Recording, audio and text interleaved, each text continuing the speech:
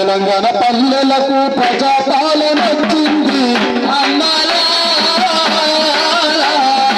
ఆరు గ్యారెంటీలు గడప గడప కన్నుతుంది.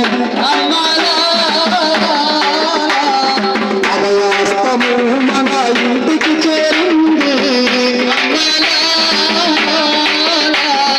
రాష్ట్రమంత సంక్షేమం సంతోషాన్ని ఇస్తుంది.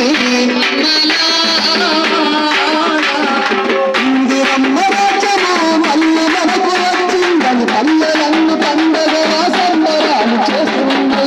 తెలంగాణ పల్లెలకు